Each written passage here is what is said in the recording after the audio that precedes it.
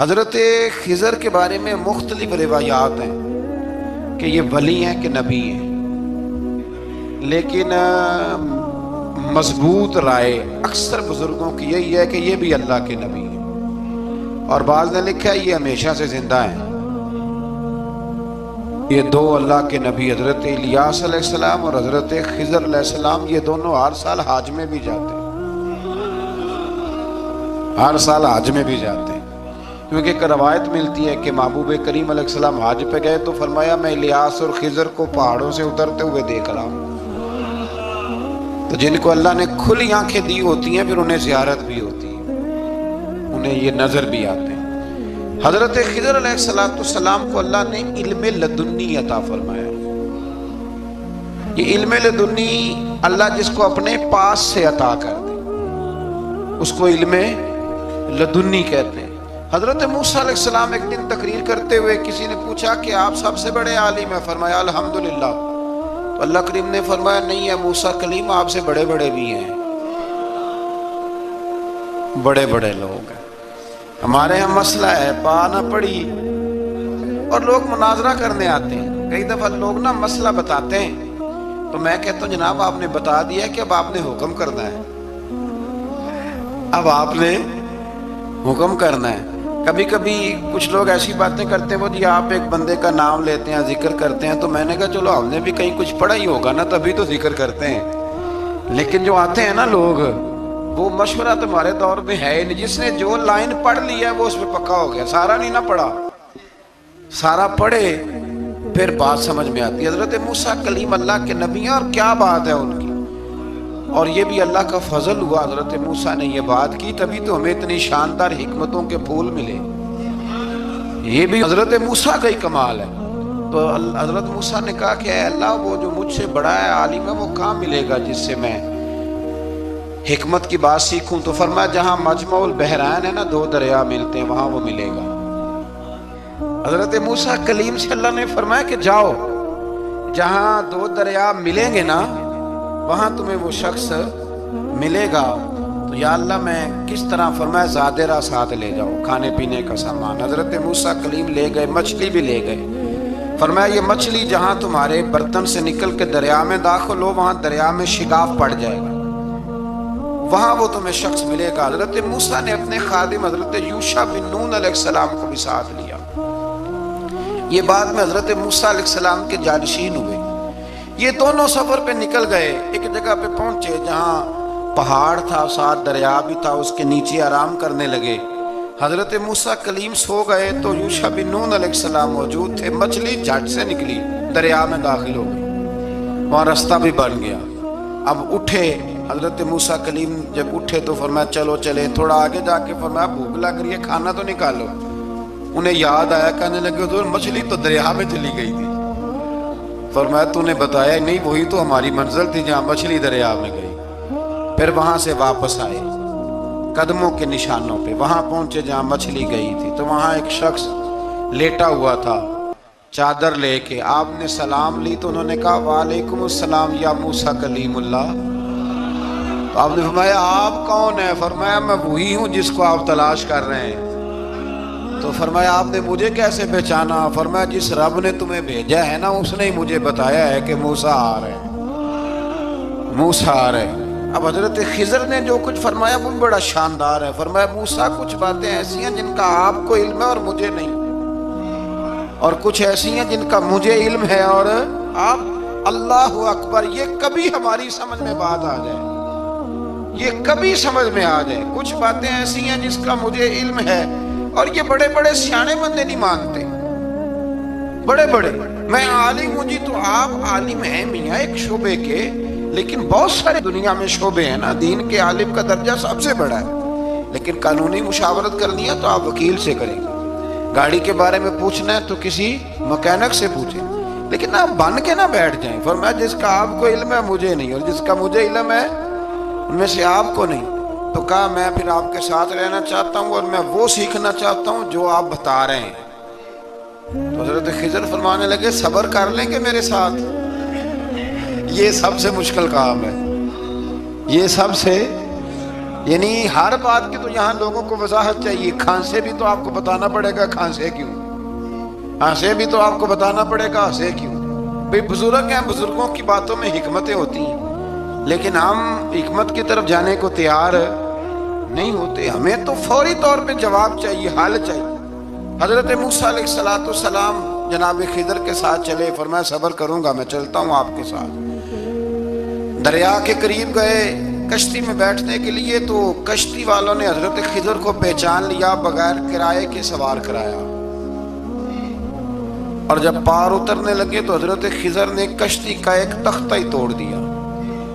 حضرت موسیٰ کہنے لگے یہ آپ نے کیا کیا؟ انہوں نے نیکی کی, آپ نے تختہ توڑ دیا. فرمایا آپ کو کہا تھا نا آپ نے صبر نہیں کرنا, آپ کو کہا تھا نا. فرمایا چلو میں صبر کروں گا. تھوڑا آگے گئے تو ایک نوجوان لڑکا, ابھی چھوٹی عمر ہے, وہ ملا. حضرت سیدنا خضر علیہ السلام نے اسے قتل ہی کر دیا. فرمانے لگے آپ نے قتل ہی کر دیا؟ ایک قرآن مجید ہے بھائی. میں کبھی کبھی سوچتا ہوں یہ ہم کسی درویش کی بات سناتے تو بندے اڑ جاتے, فتوے نکلتے کہ نہ نکلتے.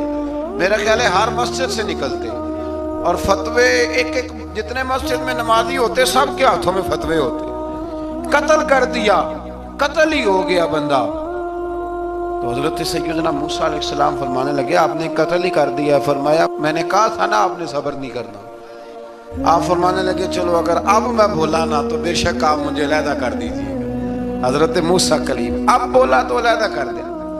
ایک بستی میں داخل ہوئے, بستی کے لوگوں سے پانی مانگا تو انہوں نے پانی بھی نہ دیا, آرام کرنے کو جگہ بھی نہ دی. پر وہاں ایک دیوار گر رہی تھی, حضرت خضر علیہ السلام نے سیدھی کرنی شروع کر دی.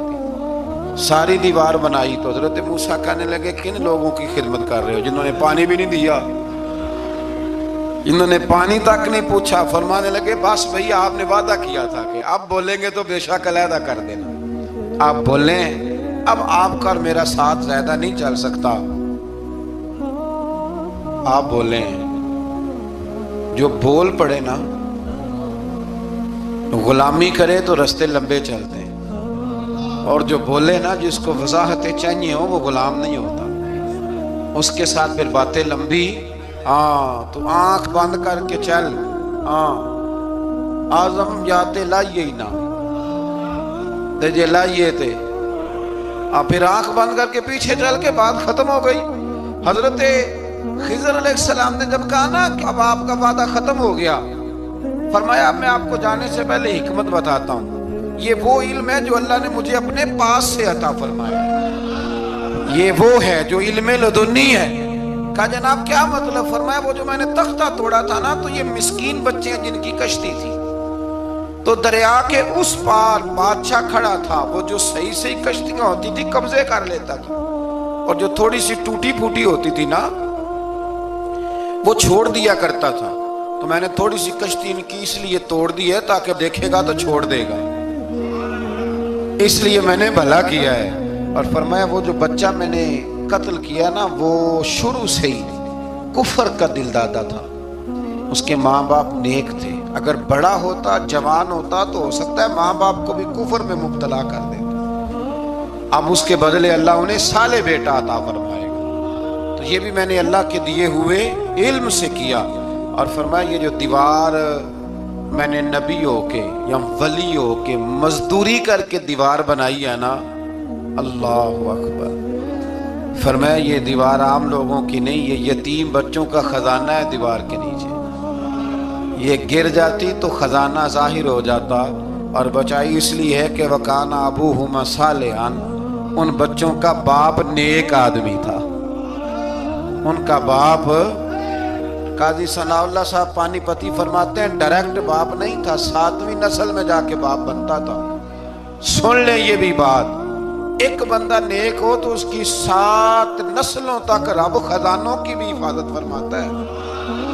اب آپ اندازہ فرمائیں کہ بات کتنی دور تک جاتی ہے. بزرگوں کی باتوں میں نا حکمتیں ہوتی ہیں, دانائیاں ہوتی ہیں. یہ طریقت کے جو لوگ ہوتے ہیں انہیں سبق یہ دیا جاتا ہے کہ آمنا وصدقنا, ماننا ہے اور تصدیق کرنی. ہمارا معاملہ یہ ہے کہ یہاں وضاحت دینی پڑتی. وہ جی وہاں کیا ہوا تھا, وہ جو گاڑی آپ کے پاس ہے تو وہ کہاں سے آئی, تو وہ جو کل آپ نیا جوڑا پہن کے آئے تھے تو وہ کدھر سے آیا؟ تو جو لوگ وضاحتیں مانگتے ہیں وہ اپنے نہیں ہوتے، ان کا غلامی کا رشتہ نہیں ہوتا۔ حبیب اور ہوتا ہے، شریک اور ہوتا ہے۔ شریک وضاحتیں مانگتے ہیں، حبیب محبت کرتے ہیں۔ ہمارا آج سب سے بڑا المیہ یہ ہے، سب سے بڑا، کہ ہم کسی حکمت کے تحت کوئی بندہ اگر کوئی کام کر رہا ہے تو مجبوری ہے کہ ہمیں وہ حکمت بتائی جائے۔ ایسا نہ کریں۔ یہ طریقہ حضرت غوث اعظم رضی اللہ تعالیٰ عنہ، حضور غوث پاک رضی اللہ تعالیٰ عنہ کو ایک شخص ملنے آ گیا۔ ملا علی قاری نے لکھا ہے، آپ کے ایک مرید نے کہا چل میرے پیر سے ملنے، کہنے لگا میں نہیں جاتا ملنے کسی پیر شیر سے، کہ نہیں آؤ تو صحیح۔ وہ آیا نا تو اس نے دیکھا کہ 50 گھوڑے عربی نسل کے کھڑے ہیں غوث پاک کے دروازے، موٹے تازے چوڑے عربی نسل کے گھوڑے۔ اس کے دل میں خیال آیا، کہنے لگا یار سواری کے لیے اگر رکھے ہیں تو ایک بھی کافی تھا، 50 کی کیا ضرورت تھی؟ اللہ اکبر۔ اب واقعی 50 کھڑے تھے، مرید کے پاس جواب ہی کوئی نہیں تھا، کہنے لگا یار پتہ مجھے بھی کوئی نہیں، لیکن حضرت صاحب نے رکھے ہیں تو حکمت ضرور کوئی ہوگی، حکمت ضرور کوئی، اس کی کوئی حکمت ہوگی۔ اللہ اکبر۔ وہ چلے گئے واپس۔ وہ روز تنقید کرتا، کیسا تیرا پیر ہے 50 گھوڑے رکھے ہوئے، کیسے تیرا پیر ہے 50 گھوڑے رکھے ہوئے۔ کچھ دن گزرے تو ملا علی قاری کہتے ہیں وہ اعتراض کرنے والے کے پیٹ میں کوئی تکلیف ہوئی، بغداد کے سب سے بڑے طبیب کے پاس گیا۔ اس نے کہا تیرا تو جگر تباہ ہو گیا ہے، عربی نسل کا ایک گھوڑا چاہیے، اس کو ذبح کریں گے، اس کا جگر نکالیں گے، اس کی دوائی بنا کے تجھے کھلائیں گے اور 50 گھوڑے ہوں گے تو بچے گا۔ اب پریشان ہو گیا، کہنے لگا گھوڑے ہیں تو صحیح، پر جو میں حال کر رہا ہوں گا گھوڑے تو نہیں ملیں گے، میرا تو جوتوں والا کام ہے، وہ شاید مل جائیں۔ لیکن جب انسان مرنے لگتا ہے تو پھر اس کو ڈوبتے کو تنکے کا سہارا۔ اپنے دوست کے پاس گیا، کہنے لگا چل تیرے پیر کے پاس چلے۔ اس نے کہا تجھے نہیں لے کے جانا، تو تنقید کرتا ہے، کہتا ہے ایک دفعہ چاہیے کیا کہا گھوڑے، کہنے لگا تیرے لیے رکھے ہیں کوئی، جا دوڑ جا، میرے حضرت صاحب کی ضرورت کیا ہے۔ لیکن جب غوث اعظم کی خانقاہ میں داخل ہوئے نا تو حضور غوث اعظم اٹھ کے ملے۔ اللہ والے دلوں میں باتیں نہیں رکھتے، ماتھا چوما اور فرمانے لگے میاں تو ایک دن نا میری گلی سے گزر رہا تھا تو میری تیرے اوپر نظر پڑی، تو مجھے نظر آیا تو بیمار ہوگا اور تیرا علاج عربی نسل کے 50 گھوڑوں کی وجہ سے ہوگا، تو میں نے تیرے لیے لا کے کھڑے کیے ہوئے،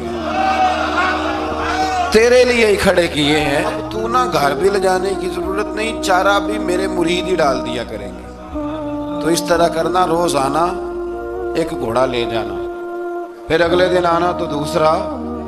وہ خدا کے بندے تیرے لیے رکھے تھے، تو تنقید کر رہا ہے۔ اللہ کے بندے پردہ پوش ہوتے ہیں۔ ہاں شرط یہ ہے کہ وہ بندہ صالح ہو، دیندار ہو، وہ والا پیر نہ ہو جو نماز بھی نہ پڑھے اور گھوڑے 15 رکھے ہوئے ہوں اس نے، وہ والا معاملہ نہ ہو۔ تو میرے عزیز یہ یاد رکھیں کہ اللہ تبارک و تعالیٰ کا بندہ جب آپ کا روحانی علاج کرتا ہے نا، روحانی علاج سے مطلب جادو ٹونے کا علاج نہیں، روحانی علاج وہ ہوتا ہے کہ میرے گناہوں کا علاج ہو جائے، حسد بغض کینہ عداوت یہ نکل جائے، تو وہ کچھ ایسے نسخے بتاتا ہے جو سمجھ میں مرید کی نہیں آتے، لیکن وہ ضروری ہوتے ہیں۔ انہی نسخوں کو استعمال کرنے سے انسان کا فائدہ ہوتا ہے۔ جی کرنے والے لوگ ہمیشہ کامیاب رہتے ہیں، وہ ماں باپ کے آگے کریں، استاد کے آگے کریں، شیخ کے آگے کریں، اور جن کو وضاحتوں کی ضرورت ہوتی ہے، ہاں ایک شرعی بات ضرور ہے، وہ ضرور سن لیں۔